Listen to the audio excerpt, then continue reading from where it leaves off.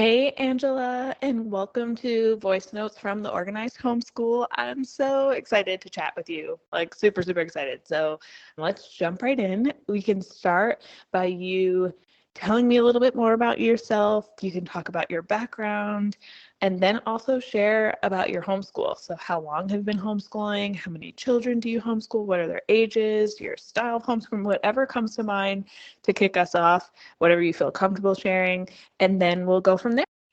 Hi, Erica. My name is Angela McDonald, and I am a former educator. I was in the school system for about 15 years in several positions: teacher, mentor teacher, master teacher, and a part of the leadership team.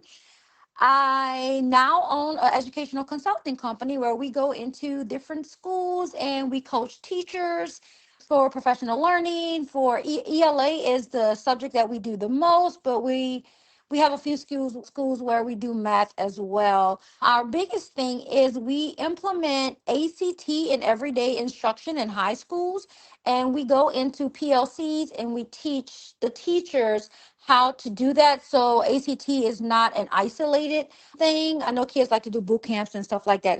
Anyways, I know this is not why you sent me this, but on another note, I have three kids: a 25-year-old, a 20-year-old, and Hazel is 9. She's the only one that I'm homeschooling right now. And she has been homeschooling for 1 year now. This is year one. A little bit about our homeschool journey. I'm home and I work from home. So it just felt right. I know that there's so much in the school system that does not align with my values or my vision that I want for her life. So I decided to pull her out. And we started off using curriculum. We started off with the Abeka curriculum, and that lasted about, oh my goodness, probably about a good 2 months before I realized I was recreating school at home. So we shifted little bit by little bit away from the curriculum and we started homeschooling through real life experiences. So I still look at my standards, I still look at the skills. I want to make sure I'm covering everything just in case she wants to go to college. I want her to give her that option. So a little bit about how we do it. We Whatever skills that we're teaching for that week, I look to see what I am doing throughout the week already, and I just turn that into a lesson. That works. It's very easy to do for, English, vocabulary, writing, and all of those things. But for math, it can get a little tricky the higher up the grade goes. So that's just a little bit about me, a little bit about our homeschool. I'm more sure you're going to bring some good old questions in so I can be able to better explain what it is that we do. But as far as this intro, I hope that was enough. If not, I can re-record and send you another message. Nope, we're not doing re-recording here. No. If you ever wanted to redo, we totally could, but that was perfect. Okay, so a lot of good stuff. And I did not realize that you had been in education for 15 years and then as an ed consultant. So I'm excited to talk about that because I spent 13 years in education and then created an ed consulting business as well. I was supporting educators in schools with professional development. And I did that, found that most of my clients ended up being other ed consultants who are creating trainings for schools and wanted my support. So I started doing that, and that kind of morphed into project management, which is the freelancing business that I have now, where I support. I'm actually working with a school right now. So schools and other consultants with project management, event management, all of that. So definitely going to connect about that, and I want to hear more about that and how you're doing that with homeschooling. And congrats on finishing up year one with your 9-year-old. That is amazing. Can we go into your why a little bit deeper? Because you mentioned that it, the traditional school education just wasn't aligned. I don't remember if that was the exact word you used, aligned, but not aligned with what the education you wanted for your daughter. But can you tell me more about that? If there are any other reasons why you decided to homeschool her? And yeah, let's start there. I think I had a second part to my question. One second. Oh, and I was going to ask, so tell me a little bit more about your why, and then tell me how your daughter felt about the decision and if you included her in that decision because she's a little bit older and so she had been in school. And so, how did she feel about that? And yeah, how did that go? All right, question number one. So, why is it that I decided to homeschool her? The main reason is that I'm aware that schools weren't designed for us. Schools were designed to create workers, schools were designed to program us for an agenda that wasn't in the best interest of like the everyday person. And also, I know that our history was tainted. And I mean history as in like American history altogether. Most of the things that we were taught is not how they really happened. And schools were created to program us. And I have spent a lot of time deprogramming myself. I still see it in my boys. They're 25 and 20 years old, and they think that the way is to go to school and to work and then just and to retire and like that's life. And it's not. It's so much more than that. So because I know what I know now, I feel that homeschooling is the best thing that I can do for her to give her a head start in so many areas that I did not get one because I was programmed to believe certain things, to live a certain way and all of those things until now. So I just want to break her free from that cycle. And I'm in that space where I have been breaking a lot of generational curses off of my life. And I feel like this is one that I want to break off of my bloodline. So that's my why behind it. Question number two, how did she feel? She was excited. She is a mama's girl. It's me and her most of the time. We do life together. So the thought of her being able to be home with me every day, she lit. And on another note, though, she loved school. She had great teachers. She was getting a great education for the most part. They gave her the foundations that she needed, which made it easier for me because I didn't have to go through that teaching her how to read and all of those things. I'm an upper grade teacher. So it worked out. But on another note, she was also this bubbly, like life of the party type of little girl. And I can see as the years go on, I can see her being silenced. I can see her losing her voice. I can see her just not being that little girl that I know that that she's been. And I didn't want that for her. Like I just really I didn't want that for her. And it's easy to lose yourself in a class of 25 kids and being restricted to just be yourself and be able to embrace like who she really was. Like she loved school, but then I saw her going from loving school to hating reading.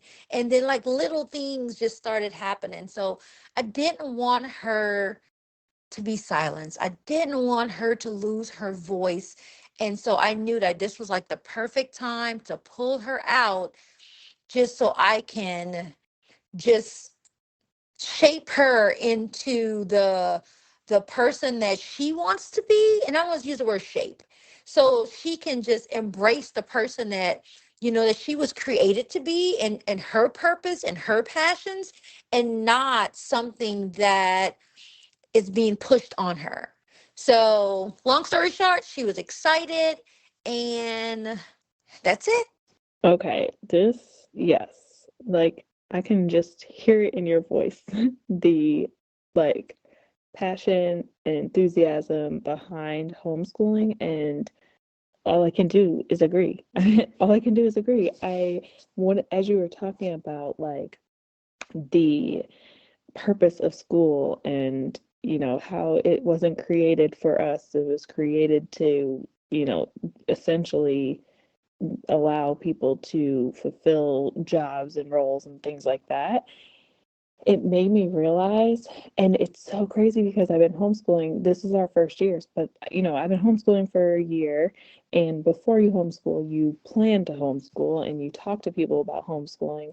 And for some reason, every single time someone would bring up socialization, socialization, I just like couldn't get behind that word. Like every time I would talk about it, and even still to this day, I'd be like, I don't like to use the word socialization. I'm like, my son is building relationships and forming friendships, and like that's what we're doing.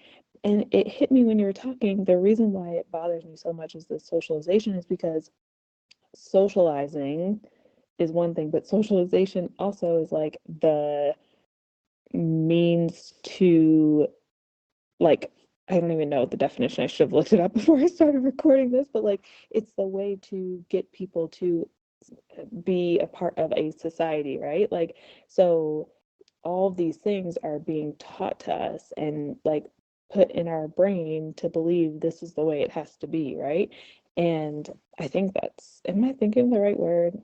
OMG. But I think you get what I'm saying. And I just feel like, we're meant to believe that this is the only way that school can be, and it's not true. Obviously, all of us are out here like homeschooling and showing how we can do school a different way. And like, I need to like go there next with you because I know that you are really doing school a different way from watching you and your daughter on social media. So I want to talk about that in a minute, but I do want to say, you obviously did follow your gut and your instincts, but like I have seen children like experience what you were talking about that your daughter was experiencing, where little by little she got quieter and quieter and morphed into something different than who she was when she first started school.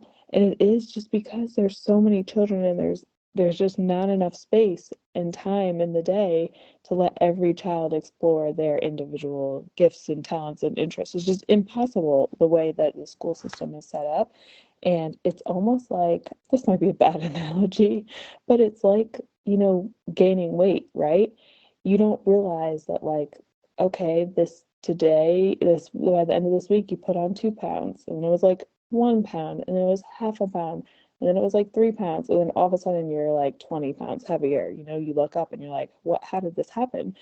And I, that's what it feels like when it's like you don't notice day by day sometimes when a child is morphing into something different. But, after a year or two, you look up and you're like, oh my gosh, they used to be this like fun, loving, excited to read, excited to learn, and now they're like, blah, I don't like this because school system hasn't been structured to support who they were and are. And so, yes, I'm so excited for you. And so let's go, like, we know your why, we get that. And tell us a little bit about your homeschool, like, style, structure, and like what a typical day looks like. And I hope you'll go to where I'm like interested to learn more about just by seeing your posts on social media. I know we'll get there. I want to let you tell us, but if you don't bring it all up, I'm gonna, just be like, so, you're doing life and school. So yes, tell me. Obviously just said I couldn't help myself, but tell me what a typical day looks like. Tell me what typical weeks in structure is. Excited to hear and learn. Okay, so I'm going to start with our homeschool structure and style. Most of the time, it's Monday through Thursday. No set times. We do not set an alarm when we wake up in the morning. We usually just get up and get our day going. I love the homeschool freedom. So we don't do alarms. But I think the easier way to bring you through this process is just to bring you kind of through my day and like what my mornings look like. And then I'll bring you through the process of like what homeschool actually looks like for us. So I get up early. I am up about 2 to 3 hours before everybody in the house. And my morning looks like sitting down, having my time with God, meditating on God's word. I read my daily devotional and I go for a walk. I feel like I need that outside air. I do grounding as well. So I kick my shoes off and I live in the country. So my walks are peaceful. You can hear the birds chirping. It's very, very, very like it's like my morning therapy. So that's how my mornings usually start. And then I come back home and I prep.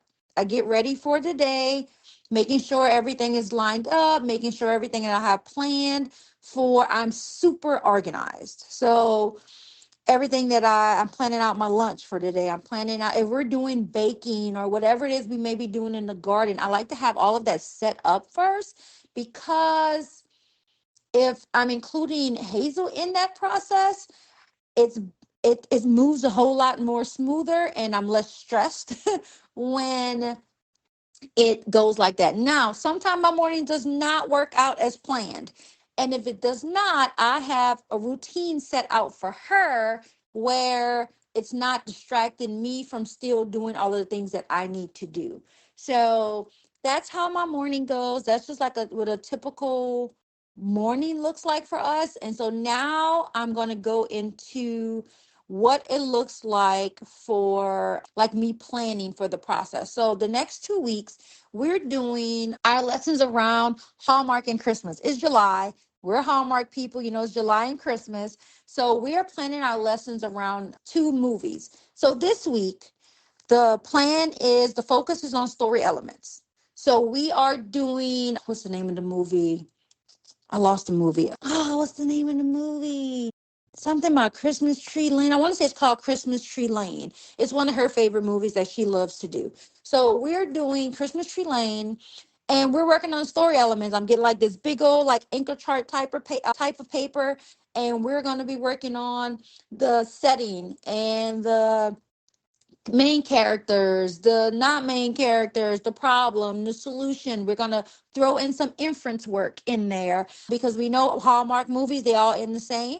So we're going to throw in making inferences. What do you think is going to happen? Stuff like that. So we're going to do that on this big anchor chart paper. Now that lesson is going to be we're going to use that for the entire week. So it's going to turn into our writing on a narrative, talking about the components of a narrative, components of a paragraph, storytelling, all of those things. And we're going to do a writing on it.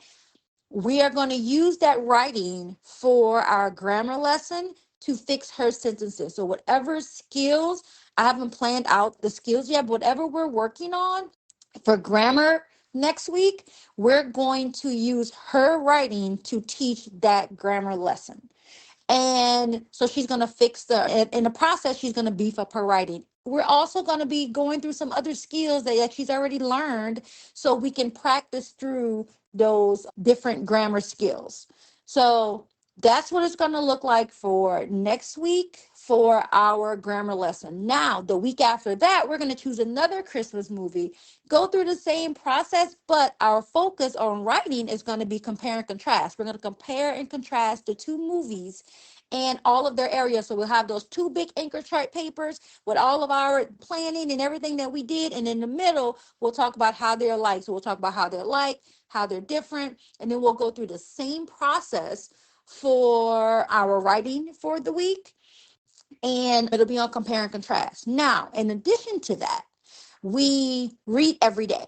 She reads 20 minutes a day or a chapter, whichever comes first. And from that chapter, what she does is she pulls out her unknown words. We talk about context clues, whatever the vocabulary skill is for the week, we use that as well.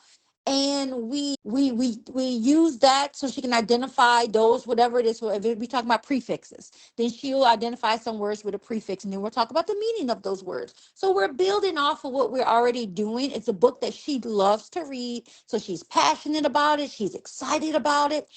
And we also, so after she identified the unknown words, then she Googles them. She Googles the words, she looks for the pronunciation and the meaning, and then she takes a few of those words and write them into sentences. Now, if we don't have a big writing plan for the week, we'll also use those sentences to fix the grammar and teach our grammar lessons. So that's what the next 2 weeks are going to look like for our grammar, writing, reading, vocabulary. And then we're going to take that and I lost my train of thought. That's what it's going to look like for those two lessons. I'm going to document it. I'm going to document it. I'm going to record it from my planning process on down. And then I'm going to do like a 2-week series on TikTok and on social media just to share what it looks like to take what you're doing every day. You do not have to overthink it. And then she has work. She has documentation. She has all of those things for people that needs to do a portfolio or whatever it is. We are not required to. In Louisiana, I only have to report literally attendance once a year. That's it. So it's easy here, but I do like to keep track of all of the things that she is doing. So I hope that that answered your question. I am going to make the attempt to go live at least once every week so I can kind of help and bring people through that process. So hope that answers your question. I know you're going to edit this because I got a few things up in there that I paused, but looking forward to hearing back from. Okay, let me start with the fact that you and Hazel are ladies after my own heart because I'm obsessed with Christmas movies. So, Christmas in July sounds amazing. And I definitely want to be a student in your homeschool these next 2 weeks. But I love how you're breaking it down and how you are going with things that interest her, but still teaching her those real skills around ELA, writing, grammar, all that research, like using Google is a skill. So all the things I'm love how you've organized that and thought through that. I know you said earlier that you use the Abika curriculum. Is this a part of the curriculum? I also know you have 15 years of experience in education, so you may have used that experience to come up with this, but like, is your curriculum, I know the Christmas part is not a part of the curriculum, but is your curriculum guiding you specifically, like thinking through the scope and sequence and the skills that you're teaching? How do you keep track of that and like make sure that you've taught all the skills, make sure that you have covered everything, that she's mastered everything? So that's my first like follow up question to what you shared, all the goodness that you shared. And then the second piece is like the organization. I know you said you're super organized and like I'm curious to know your organization when it comes to planning and lessons and homeschooling. And then the second part of organization is like all the materials and any home stuff because, you know, we do homeschool at home and obviously we can take it anywhere we want, but how do you stay organized with home? So I know I asked like three different questions, so feel free to take your time to respond, but I'm just curious about each of those things given what you just shared. So I do not use Abeka. I started with Abeka when I first started homeschooling for about 2 months until I realized that curriculum was not for me. What I did was I created my own curriculum guides for grades 3 to 8. And in those guides, it have the standards. It show how they build on each other. And it also shows how each standard is broken down, how you teach the standard. And then it has questions and graphic organizers or whatever it is. It's like a guide to show you that you can use with anything. You can use it with your real life experiences. You can use it with any book.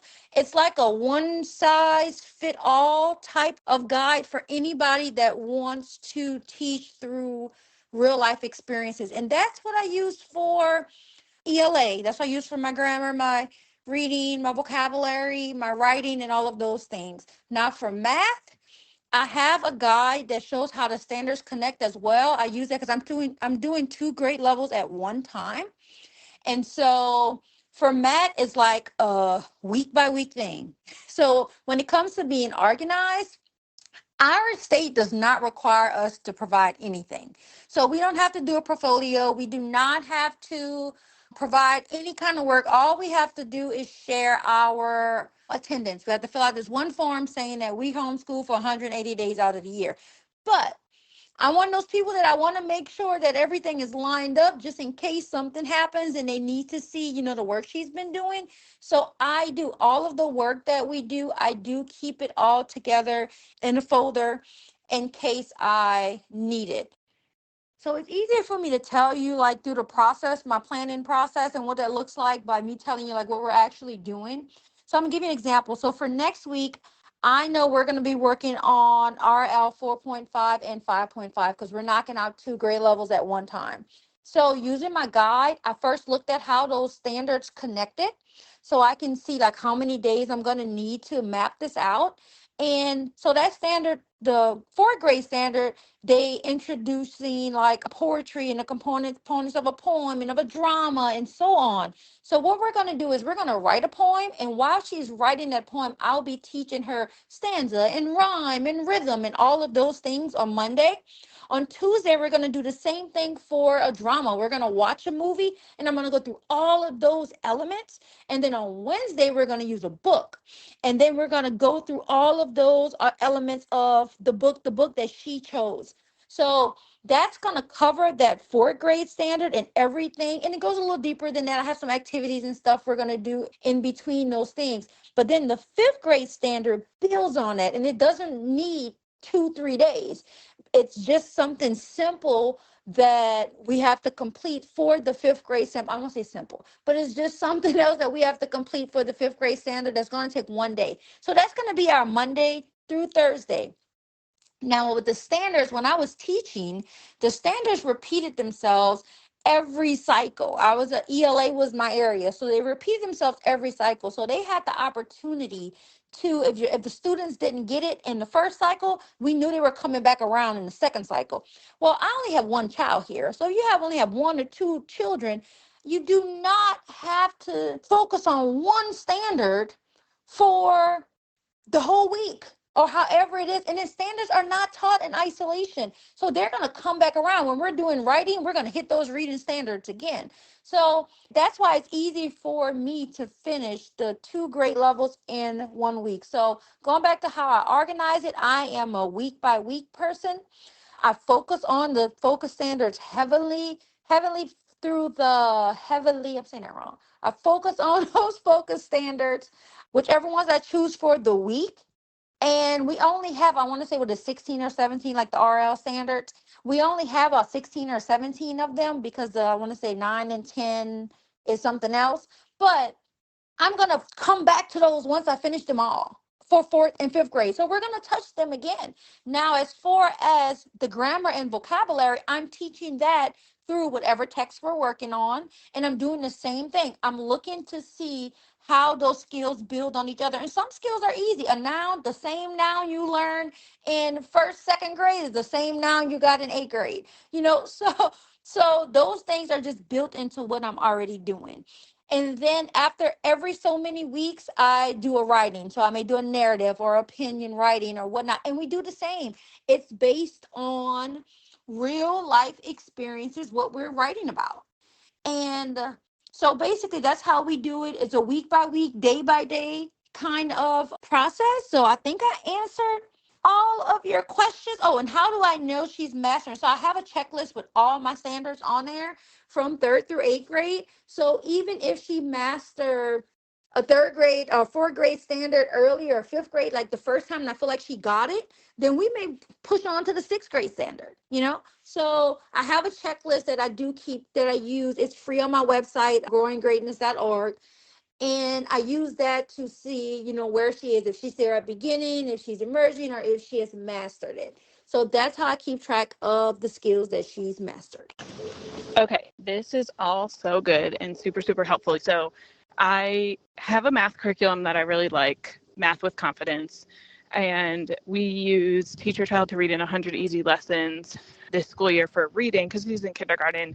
So I wanted something that was like structured to help him to learn to read. We made it to lesson 57, which is like middle of first grade or something like that. I think it's first grade, beginning of first grade. So that's good. Oh no, maybe it's middle of kindergarten. Anyways, I feel okay with him learning to read. But for reading comprehension and writing, I've been wanting to like step that game up. And I've been thinking about purchasing a curriculum that tells you what books to read, gives you the questions and stuff. But to your point, I'm a former teacher. Like, I'm very well versed in the standards. I get it. And I'm like, maybe, I should just use similar structure that Angela's using, because this is like so simple, and just like do it with books he likes and with books that we find and we're excited about reading. So you're definitely inspiring me. I think I have one follow-up question. Do you map out the standards in the beginning of the year, or you kind of just go off your checklist and you're like, okay, so we haven't really touched this standard in a couple weeks or months. Let's do that this week. like, how do you make sure you got to mastery? How do you make sure you don't miss a standard by the end of the year, or standards if you're doing 2 grade levels at a time? So I'm curious about that. And I would love to hear your thoughts about this, because when I'm listening to you, I know you're a former educator and you are kind of like, you keep coming back to what I am thinking is like this really cool balance between like blending, like unlearning traditional school stuff, but also like not shying away from using some of the traditional school things like standards, right? Because I know a lot of people are like, why would you use standards? Like, it's just the school system, and you wanted to get away from the school system by homeschooling. But it's like the standards are a resource, and they, there's nothing honestly like wrong with them. You can always add or subtract from them, but just like a good guide. So I would love your thoughts about that. Like, is that kind of how you view your homeschool, as like a big good blend? Also, I want to get into your content creation too, because you create some really cute videos with you and your daughter, and I'd love to talk about that after. But let's just like, I kind of, maybe it's like a wrap up to our conversation about planning and curriculum and like the academic pieces of homeschooling. Maybe not, but like, is it a blend? How do you, your thoughts about that? I do not plan my lessons for the year. I'm a more of a week by week planner, or sometimes day by day, because we base our lessons on what we already have going on.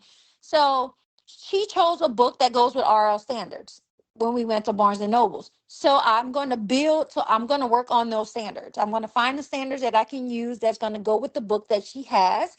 And that's how I chose the standards for this week. It's really simple. I feel like sometimes people overthink it when it comes to like feel like they have to have curriculum, especially as an educator. The fact that we do know the standards, we can literally turn anything into a lesson and help other people to do the same. So I don't worry about missing anything at the end of the year, because sometimes we finish some standards several grade levels ahead, depending on what the standard is, depending on what we have going on. The goal is to hit all standards for fourth and fifth grade at least twice throughout the year. And then, just like I said last time, they're not taught in isolation. So you're hitting these standards all the time when you're writing. And when you're working on one standard, you actually have several other standards that's within that one standard. So don't worry about missing anything at the end of the year. Most of the times we are a couple of grades above in most standards. And I don't really look at it on a year by year type thing. We just homeschool throughout. And as we finish, we finish. When we get to our A grade standards, and once we finish all of those, we'll move into the high school standards. Now, I don't know what that's going to look like when it comes to math, but for the ELA part, I'm going to keep doing this process all the way through high school. And again, I wanted to share like how we plan this around our life. So today I had to know, well, let's back up. This week, I know all of the things that I have to do this week. We make a lot of things from scratch. I make most of my foods from scratch. The things that we love to do is garden and bake and be outside and just things like that. So because of it, that's what I plan my lessons around. So let me go through what our day to day looked like. This morning, we got up. We have our time with God. She has her Bible book. I have my Bible reading, and I'm doing our Bible study.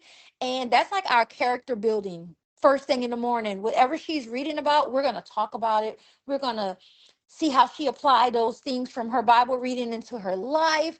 And then we move on to, we don't eat first thing in the morning. So I don't really do like breakfast, lunch, dinner. So our day doesn't usually flow like that. So we usually go into a workout.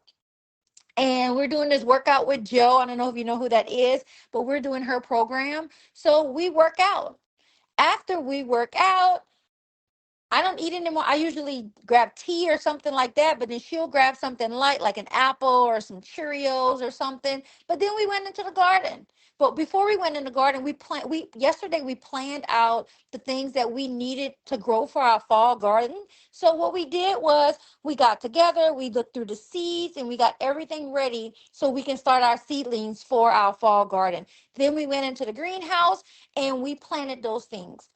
After that, when we come in, she does art. She likes to draw, so she has this art program that she has to do, and she reads a chapter every day where she pulls out like unknown words and she Googles those words for pronunciation and meaning. So while she's doing that, I'm taking a shower, I'm changing, I'm touching some of the things I have to post today for social media, and I'm getting everything ready for our math lesson and then our ELA grammar lesson that we have to do later on the day. So we are not like a wake up in the morning. We don't set an alarm. So it's not like wake up in the morning, do work and stuff like that. But we build everything into what we already have to do.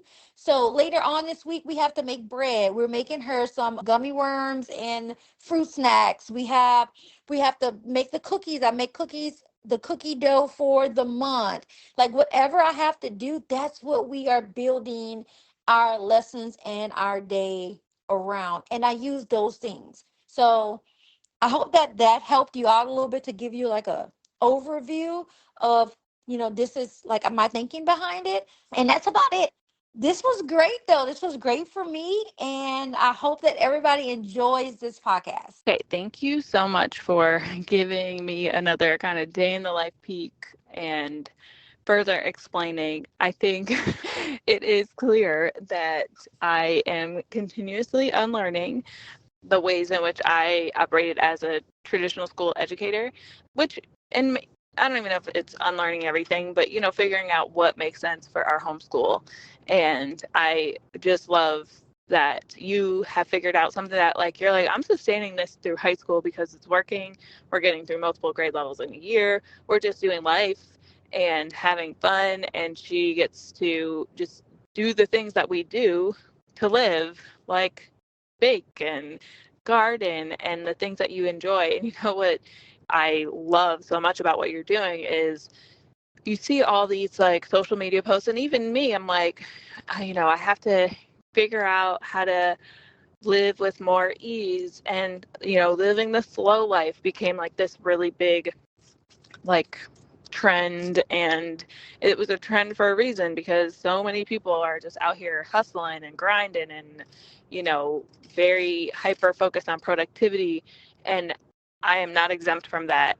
And what I feel like you're doing is you're actually providing a childhood for her that she doesn't have to unlearn when she becomes an adult, right? Like we are socialized, I will say, and I think so many other people have been socialized by traditional schools to be a certain way and strive for perfection and strive for the achievement of certain grades. And, things have been prescribed and in a way that so many of us, I speak for millennials specifically, are trying to create something new and different for ourselves. And so what a blessing that you get to create that for you and your child at the same time. So I love that so much. Can we shift gears completely and talk about community? That not everyone, many people will be like, well, how are they going to be socialized? You're homeschooling, they're going to be isolated, they're never going to have friends. Like they just think worst case scenario, and they feel like school is the only time that kids get to form friendships and be around others and build relationships and all that. And it's obviously not true. So what does community look like for both your daughter and for you?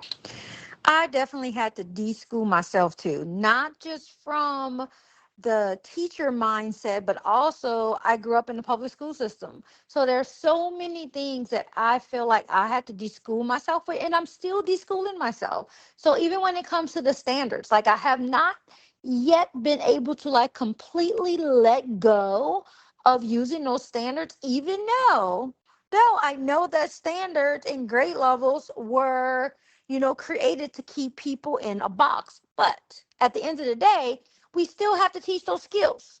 So I have been trying to shift from using the word standard and more of this is the skills that we have to use. This is the skills that build on this other skill because I know what standards were created to do. And even with teaching the multiple grade levels at one time, that's when you're in a class and you got 30 kids, you're teaching it. I can see why you have to teach just a little part of the standard. And even though, like, when you look and see how the standards build on each other, you really could knock a couple of these standards out within one school year. So before I go all the way off topic, deschooling myself, I'm still working on it. I'm still in the process of trying to break through from that school mindset. As far as the slow day, I used to be that person to go, go, go, go, move, move, move, move, do everything for everybody. The best word that I learned was no. And that's for my kids, that's for my family, for everybody. So I I live day by day, literally day by day, which coming from me, if you knew me when I was me, I was one of those person that I had 10-year goals, 5-year goals, and all of those different things. And when 10 years would come, I'd be like, oh, I hit all of those goals. But now my mindset is so different because I used to think God's timing was those 10 years. When I realized that God's timing, and I know this is kind of off, was a moment, and I had an experience or an encounter that showed me that it was just a moment of a transformation can happen in a moment. That's when I no longer lived by those 5-year and those 10-year goals. Now, to get to one day at a time, it took me a while to get here, but it's the best thing that I could have ever done. All right. So as far as community and socializing, so for us, community for her, we just recently went on a homeschool field trip with like 100 other homeschool families that the Louisiana homeschool group put together. So we socialized in that manner. She interviewed a baker. She wanted to be a baker when she grows up. We went into the shop. She interviewed the baker. That's socializing. She has cousins that she engaged with on a regular and family and stuff like that. So we socialize all the time. She serves at the church with me. So we serve in our Next Steps ministry as well as the food pantry. So we're always socializing with somebody. Now, as far as community for me, I'm building a community. Like I'm building my own homeschool community through my Growing Greatness Homeschool business.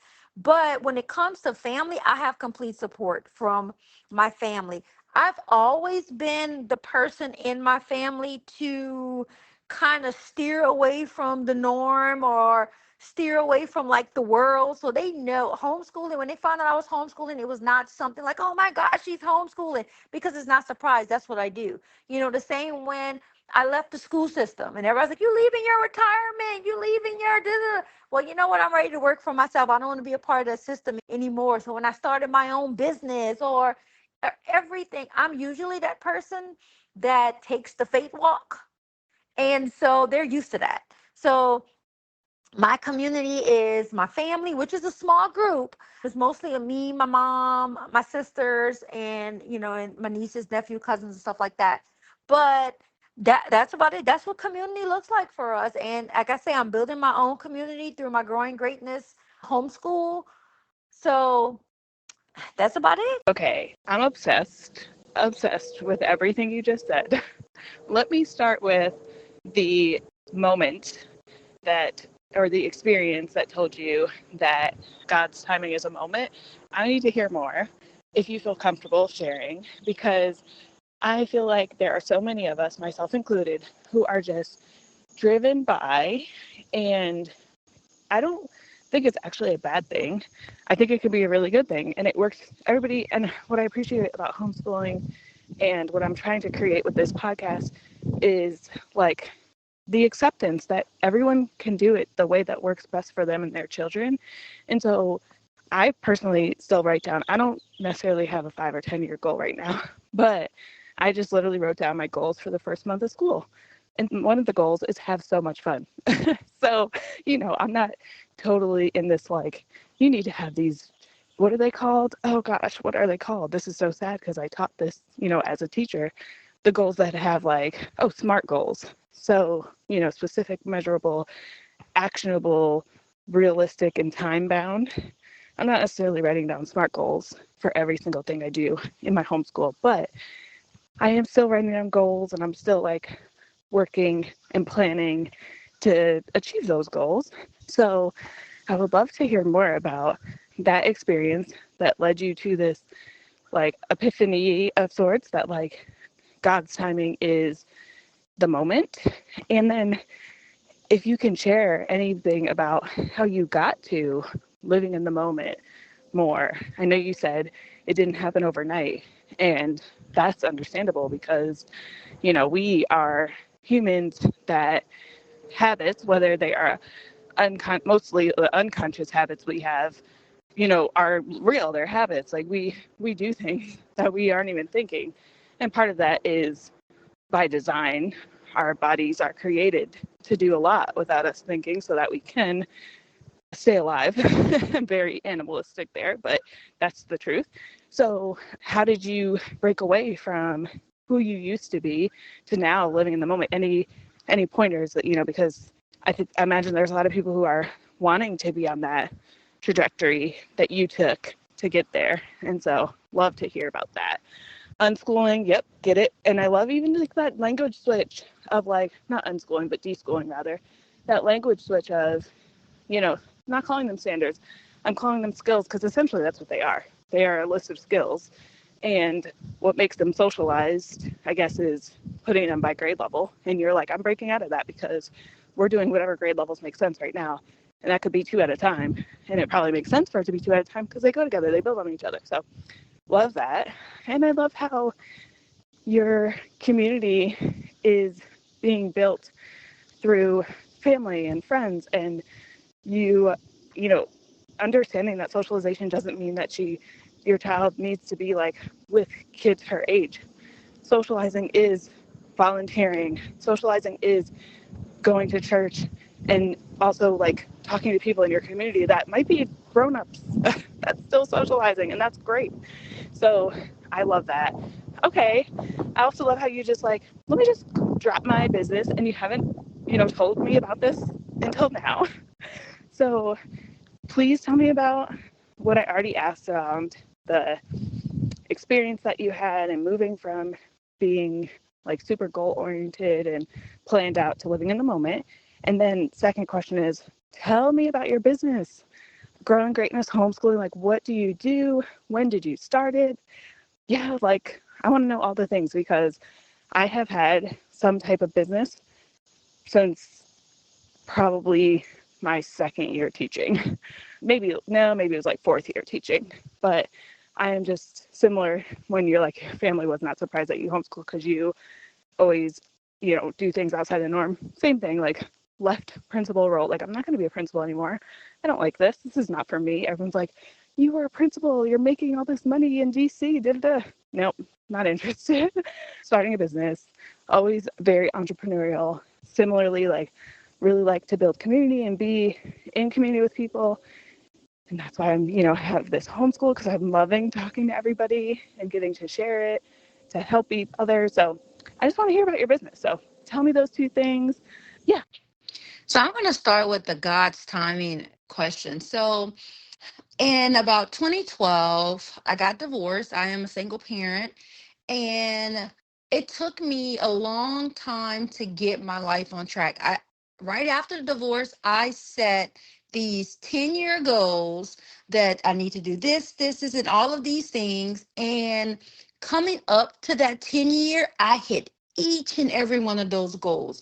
Where one of those goals was to buy my house. And in the process of buying my house, I was pre approved. I had then found my house, all of the things. I had 2 weeks to closing. And they came and said, because of your student loans, you won't be able, you have to take 1% from that. And so you need somebody else to qualify. Well, to make a long story short, I had a rough upbringing. So anybody that I had people that I could have, one person in particular that I could ask. I don't want to say who that person is, but I knew that strings would have been attached to it. And I was so like, I went through this moment. I was in my car. I was upset with God. I was fussing. I was like, oh, I was pouring my heart out. I was like, God, you brought me this far. Why would you make it a stipulation for me to put somebody else on this loan that Like, that's not freedom for me. You know what I'm saying? Like, I just felt like I was falling back into cycles that I had felt like I had overcame. So I was in the car, I had my worship music playing, and I was venting. I was venting to God. And that afternoon, the rules changed. It was no longer the 1%. And if anybody want to fact check this, this was in like July 2020. The rules changed that day. And I no longer needed somebody to be on my loan. I closed on my house 2 weeks later. And that moment for me was that moment that this God's timing is not 10 years. All of this, all of my life, I have been just, I was on Angela time, you know? I was on my time. This has to happen in this time. And you know what it did? Because I did what it needed to do to happen in those amount of years. But God's timing is not 10 years. His timing is a moment. And then from that moment, I lived in that moment ever since. So going into giving advice to anybody that wants to get to the place where they feel freedom every day because they can wake up, don't have to worry about an alarm, don't have to worry about going to somebody's job, don't have, because once you realize that that what God has for us is completely different from the things that we have for ourselves. So let me go dig a little deeper. So since that moment, I was in the school system, in the school system that I grew up. I went to school in the school system. I grew up there. I was working in the school as a leader down the street from the community that I grew up in, which was a rough type of community. It was a poverty-based community. A lot of the kids struggled, and it was just that environment. And that's why I felt like I had to be all of the times when I felt like I need to move up, I need to do something different. I was pulled in by this is home.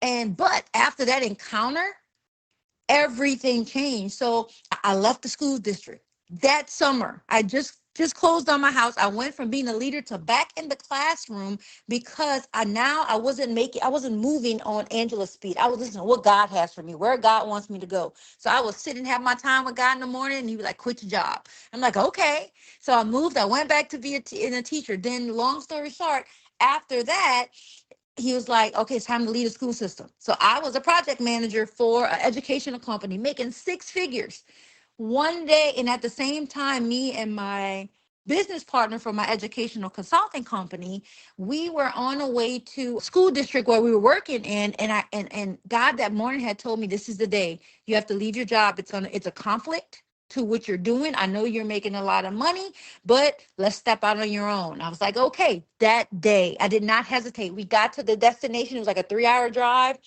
I would put in my 2-week notice immediately.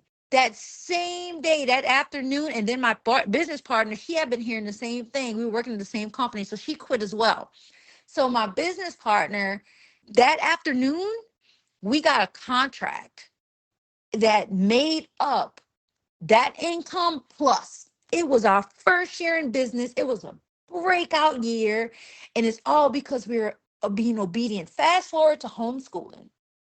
Homeschooling wasn't a thing that I was supposed to do, that I thought I was supposed to do. So fast forward to homeschooling. So homeschooling wasn't a thing that was on my list. I have a lot of things that was not on my list. Like, I am a homebody. I'm not an outside person. But ever since I started to seek God intentionally and just roll with what he's telling me, I'm making food from scratch. I'm growing stuff in the garden. Like, none of this was me a couple of years ago. So when I went for homeschooling, a few months before we decided to homeschool, I the more that I seek God, the more that he revealed to me the things in the world that I thought wasn't. And that's when the deprogramming started. And but a few months before, it was a break time she was home for break. And in that same moment that she was home, I went from, okay, girl, it's time for you to get up out of this house. You got to go back to school.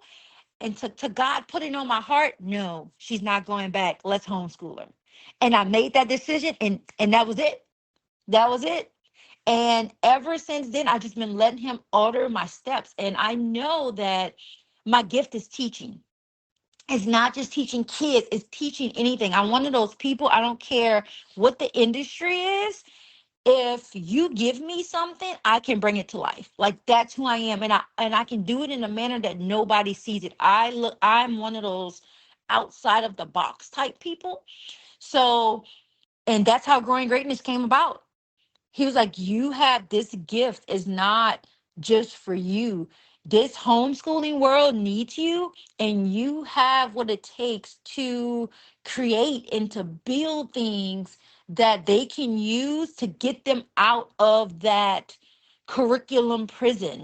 Maybe I don't want to call it curriculum prison. We have to scratch that part out, because I don't know if you, nothing's wrong with curriculum. If you want curriculum, that's your thing. But I tried the curriculum. I tried it the first 2 months, and he was like, no, let's just do this. And so ever since then, that takes me into the business where I just, I've helped so many homeschool families to like just transform their everyday, just take what you're doing and you turn it into lessons.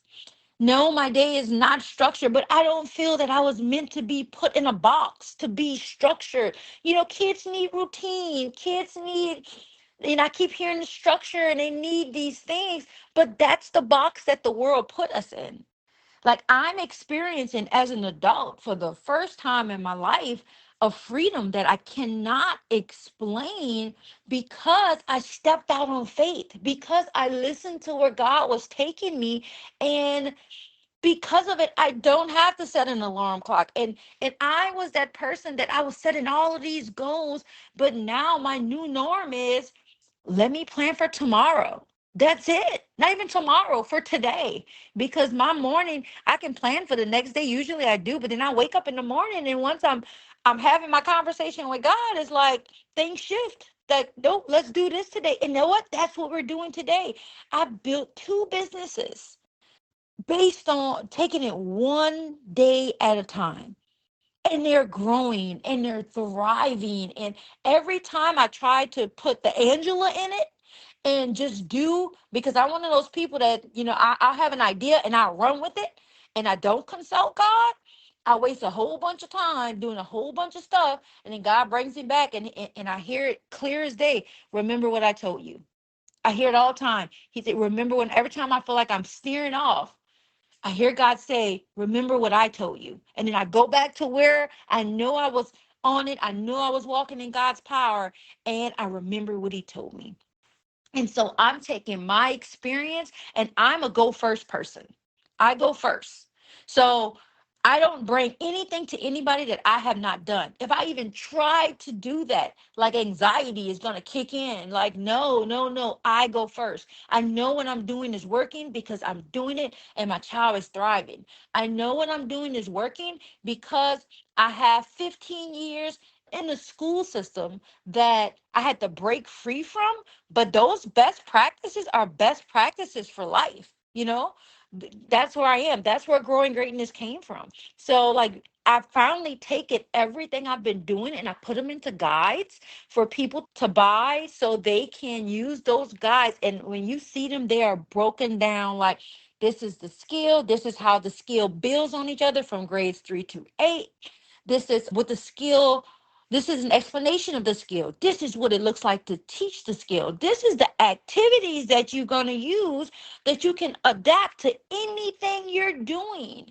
So there's no, oh, I'm going to work for 2 hours a day, or I'm going to do this every day. And when you get there, you realize that you don't even need the full, I've been doing Monday to Thursday, but now we're down to 3 days a week. You don't even need all of that time to do. And then I say 3 days a week, that's when I'm really like, we're reintroducing, not re, but when I'm introducing new skills, it's in that time, in those 3 days. But every other day, we're learning every day. Today, we have to make some tortillas. We're making some more gummy worms. We're going to try a different flavor. But instead of that being teaching opportunities, it's going to be reteaching opportunities. There's going to be time for us to practice skills that we've already done because I've already introduced those skills. So I can go on and on and on, but that's how Growing Greatness came about. I think I hit your thing on God's timing. Oh, and the tips to give people: seek God. Just seek him. Sit inside, have that moment of silence every day. And I want to be clear because I know that there's people and all of their other gods. My God, Jesus Christ is my Lord and Savior. In and out. In and out. So when I say seek God, that's the God I'm seeking. So seek God.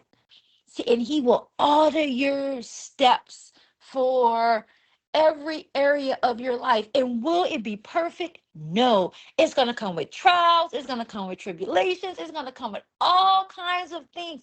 But if you're doing them with God, he is going to bring you through them. When I started to seek God, I have went through so many storms in my life. I have broken so many generational curses, so many cycles. And has it been easy? No. But God gives me peace because I know that he's in the midst of all of these things with me. So whatever it is, if you want freedom in your life, if you want to homeschool and you haven't made that decision yet, if you want to leave your job, seek God. And when he say move, move. Be obedient and it's not gonna be easy. When you look at the people that's successful in certain areas, when you look at people that talk about freedom, when you look at these type of people, it's because they took a risk. And we're not taking the risk by ourselves. We're taking the risk and with God walking alongside of us. Angela, I know you have to hear this all the time, but I love your energy and passion, and I know that that attracts so many people who need or desire the support that you give. So thank you for sharing about your story. Thank you for sharing about your business and about all the things, but just in those last couple messages you sent, I'm just grateful. And I know that there are going to be plenty of people who listen to this who are like, yes, yes, yes, I need Angela's support, or I'm grateful for what she has shared. So thank you so, so much for all of that and everything that we've talked about. Before we close, if there's anything else you want to share, definitely share. And then please let us know where folks can connect with you, how they should get in touch with you, any of that, so that, they can follow you and your daughter and all the amazing things you do. I love all your social media posts with literally if you are not following Angela, you have to follow her because she's just showing everything that she just talked about in real life, in real time, then doing the thing, making the gummy worms, going to the bakery and socializing, connecting with the baker, like all of that stuff. So I love it so much. So just let us know all the places we can find you, and then we'll close. Thank you for having me. And I have nothing else that I feel like I want to add. But anybody and everybody can reach me on Instagram at Growing Greatness Homeschool. My website is growinggreatness.org. And on TikTok, I am Homeschool Beyond the Four Walls. So, but again, thank you for having me. I really enjoyed this conversation. And maybe one day we'll do a part two. So if there's anything else you need from me, any other questions you have lingering, just feel free to send me a message and I'll respond. Have a great one. Thank you so much, Angela. I will link all of those things in the show notes so folks can easily find you, and I'll totally be down for part two at some point. So let's definitely do it. And while our chat is ending for the podcast, feel free to send me a voice note at any point. I definitely want to stay connected, and I know we'll see each other on TikTok too. So there's that. But thank you again. Love this conversation, and talk to you soon. Bye.